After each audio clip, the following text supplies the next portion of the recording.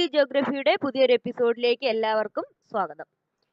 HSA social science syllabus അനുസരിച്ചുള്ള ക്ലാസ്സുകളാണ് ഇപ്പോൾ നമ്മുടെ ചാനലിൽ അപ്ലോഡ് ചെയ്യുന്നത്.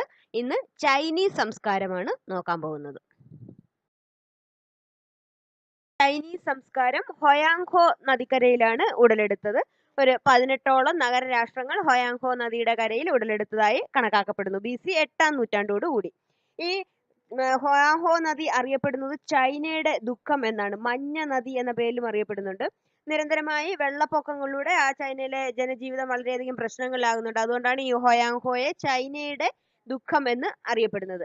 ആ ഹൊയാങ്ഹോ നദിക്കരയിലാണ് ചൈനീസ് സംസ്കാരം ഉടലെടുത്തത്. ചൈനീസ് സംസ്കാരത്തിന്റെ പ്രത്യേകത എന്ന് വെച്ചാൽ ആദ്യമായി വെടിമരുന്നും പേപ്പറും കണ്ടുപിടിച്ചത്, ഭൂകമ്പ മാപിനി നിർമ്മിച്ചത്, ലോകത്തിലെ ആദ്യ പുസ്തകമായ ഹീരക് സൂത്ര അച്ചടിച്ചത് ചൈനയിലാണ്. അപ്പോൾ ചൈനയിലെ പ്രത്യേകതകൾ നോക്കിക്കൊള്ളുക. കടലാസ്, ഭൂകമ്പ മാപിനി, അച്ചടി, വെടിമരുന്ന്, ഇവയെല്ലാം തന്നെ, വടക്കു നോക്കി യന്ത്രം, ഇവയെല്ലാം തന്നെ കണ്ടുപിടിച്ചത് ചൈനക്കാരായിരുന്നു. പട്ടുനൂൽ കൃഷിയും പട്ടുവസ്ത്ര നിർമ്മാണം, ലോഹ കണ്ണാടി, ഇവയെല്ലാം ചൈനയിൽ നിർമ്മിച്ചതാണെന്ന് കരുതപ്പെടുന്നുണ്ട്. അപ്പോൾ ലോകത്തിലെ തന്നെ ആദ്യ പുസ്തകം എന്ന് അറിയപ്പെടുന്നത് ഹീരക് സൂത്രയാണ്. അതും ചൈനയിലാണ് അച്ചടിച്ചത് എന്ന് കരുതപ്പെടുന്നുണ്ട്. ചൈനയില് നഗരരാഷ്ട്രങ്ങൾ ഉയർന്നു വരുന്ന ആ ഒരു സമയത്ത് ചൗ ഗവൺമെന്റ് ആയിരുന്നു ഭരണം നിയന്ത്രിച്ചിരുന്നത്. അതിനുശേഷം പ്രധാനമായിട്ടും ചിൻ, ചു, ഹി, ചൗ, ടർട്ടാൻ, അങ്ങനെ പലതരം സാമ്രാജ്യങ്ങൾ അല്ലെങ്കിൽ രാജവംശങ്ങളും അവിടെ ഉണ്ടായി. ചൈന ഭരിച്ചിരുന്ന ആദ്യ രാജവംശമായി കണക്കാക്കപ്പെടുന്നത് ഷിങ് രാജവംശം ആണ്. ഈ ഷിങ് രാജവംശം ചില ടെക്സ്റ്റുകളിൽ ആദ്യ സാമ്രാജ്യം എന്നും രേഖപ്പെടുത്തിയിട്ടുണ്ട്. ആദ്യ രാജവംശം ഷിങ് രാജവംശവും ആദ്യ സാമ്രാജ്യം ചിൻ സാമ്രാജ്യം ആണെന്നും കരുതപ്പെടുന്നുണ്ട്. ഈ ചിൻ സാമ്രാജ്യം സ്ഥാപിച്ചത് BC 221 ഹുവാങ്തി അല്ലെങ്കിൽ ഷിഹുവന്തി ആയിരുന്നു. ചിൻ സാമ്രാജ്യ സ്ഥാപകൻ ഹുവാങ്തി അല്ലെങ്കിൽ ഷിഹുവന്തി ആയിരുന്നു. ചൈനയിലെ ആദ്യ ചക്രവർത്തി എന്നറിയപ്പെടുന്നത് ഈ ഷിഹുവന്തി ആയിരുന്നു. ഏറ്റവും പ്രശസ്തനായ ചൈനീസ് ഭരണാധികാരിയും ഈ ഷിഹുവന്തി ആയിരുന്നു. ചൈനയിലെ സമുദ്രഗുപ്തൻ എന്ന് അറിയപ്പെടുന്നത് ഇദ്ദേഹമാണ്. ഷിഹുവന്തിയാണ് ചൈനയിലെ ചന്ദ്രഗുപ്തൻ എന്ന് അറിയപ്പെടുന്നത്. ഭൂമിയിലെ ഏറ്റവും നീളമേറിയ മനുഷ്യനിർമ്മിതിയായ ചൈനയിലെ വൻമതിൽ നിർമ്മിച്ചത് ഈ ചൈനയിലെ ചന്ദ്രഗുപ്തൻ എന്നറിയപ്പെടുന്ന ഷിഹുവന്തി ആയിരുന്നു. BC 221 മുതൽ BC 206 ഇടയ്ക്കുള്ള ആ ഒരു കാലഘട്ടത്തിലാണ് ചൈനയിലെ വൻമതിൽ നിർമ്മിക്കപ്പെട്ടത് എന്ന് കണക്കാക്കപ്പെടുന്നുണ്ട്. ഈ ചൈനയിലെ വൻമതിൽ ചൈനീസ് ഭാഷയിൽ അറിയപ്പെടുന്നത് ചാങ്ചങ് എന്ന് ആണ്. ചൈനയെ യൂറോപ്യന്മാരെ വിളിച്ചിരുന്ന ഒരു പേരായിരുന്നു സെറിക്ക. സിൽക്കിന്റെ നാട് എന്നർത്ഥം വരുന്ന സെറിക്ക എന്നാണ്.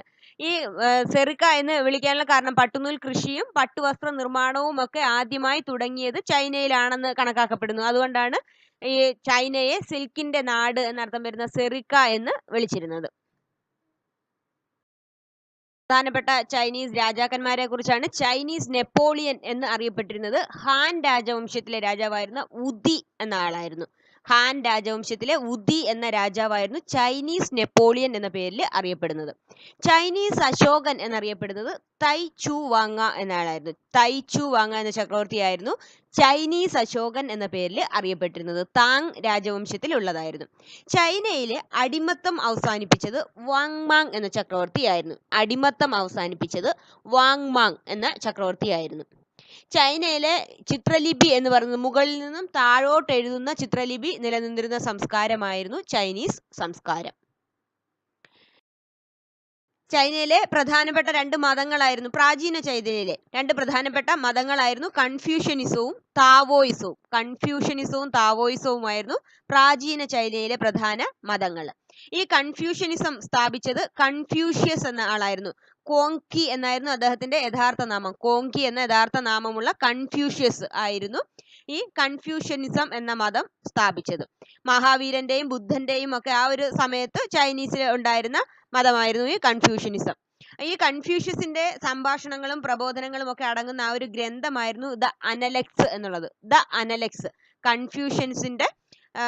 കൺഫ്യൂഷ്യസിന്റെ സംഭാഷണങ്ങളും പ്രബോധനങ്ങളും ഒക്കെ അടങ്ങുന്ന ഗ്രന്ഥം. അതുപോലെ പ്രാചീന ചൈനയിൽ ജീവിച്ചിരുന്ന ഒരു തത്വചിന്തകനായിരുന്നു ലാവോസു. അദ്ദേഹമാണ് ഈ താവോ മതം സ്ഥാപിച്ചത്. ലാവോസു എന്ന് പറഞ്ഞ ആളായിരുന്നു താവോ മതം സ്ഥാപിച്ചത്. താവോ എന്ന വാക്കിന്റെ അർത്ഥം മാർഗം എന്നാണ്. താവോ എന്ന വാക്കിന്റെ അർത്ഥം മാർഗം എന്നാണ്. ലാവോസ ആയിരുന്നു ഈ താവോയിസം എന്ന മതം സ്ഥാപിച്ചത്. ചൈനയിലെ ഗൗതമ ബുദ്ധൻ എന്ന് അറിയപ്പെടുന്നത് ഈ ലാവോസു ആയിരുന്നു. അദ്ദേഹത്തിന്റെ ഏറ്റവും പ്രധാനപ്പെട്ട വാക്കുകളായിരുന്നു നിങ്ങൾ കലഹത്തിന് പുറപ്പെടാതിരുന്നാൽ ആർക്കും നിങ്ങളോട് കലഹിക്കാനാകില്ല എന്നുള്ളത്. ലാവോസുവിന്റെ വാക്കുകളായിരുന്നു നിങ്ങൾ കലഹത്തിന് പുറപ്പെടാതിരുന്നാൽ ആർക്കും നിങ്ങളോട് കലഹിക്കാനാകില്ല എന്നുള്ളത്. ചൈനയിലെ ഗൗതമ ഗുപ്തൻ എന്നറിയപ്പെടുന്നതും ഈ താവോ മതം സ്ഥാപിച്ച താവോസു ആയിരുന്നു. ചൈനീസ് സംസ്കാരത്തെ കുറിച്ചാണ് നമ്മൾ നോക്കി വന്നത്. ഏറ്റവും പ്രധാനപ്പെട്ട പോയിന്റ്സ് ഒന്നുകൂടി നോക്കുക. പട്ട്, കളിമൺ പാത്രങ്ങൾ, പേപ്പർ ഇവയെല്ലാം ആദ്യമായിട്ട് തുടങ്ങിയത് ചൈനയിലായിരുന്നു. അതുപോലെ ഇപ്പോൾ നിലവിലുള്ളതിൽ വെച്ച് ഏറ്റവും പഴയ നാഗരികത ഏതാണെന്ന് ചോദിച്ചാൽ അതും ഈ ചൈന ആണ്, ചൈനീസ് സംസ്കാരമാണ്. ഇപ്പോൾ നിലവിലുള്ളതിൽ വെച്ച് ഏറ്റവും പഴയ നാഗരികത ചൈനയിലെ ഏതാണ്. കളിമൺ പാത്രങ്ങൾ ആദ്യമായിട്ട് ഉപയോഗിച്ചതും അതുപോലെ സൗര കലണ്ടർ വികസിപ്പിച്ചെടുത്തതും ആദ്യമായിട്ട് പത്രം പ്രസിദ്ധീകരിച്ചതും ഇതെല്ലാം തന്നെയും ഈ ചൈനീസ് സാമ്രാജ്യത്തിൽ അല്ലെങ്കിൽ ചൈനീസ് സംസ്കാരത്തിൽ ആയിരുന്നു. അപ്പോൾ നിങ്ങളുടെ അഭിപ്രായങ്ങളും നിർദ്ദേശങ്ങളും എല്ലാം കമന്റായി അറിയിക്കാൻ മറക്കരുത്. അടുത്ത വീഡിയോയുമായിട്ട് നമുക്ക് വീണ്ടും കാണാം. Thanks for watching friends.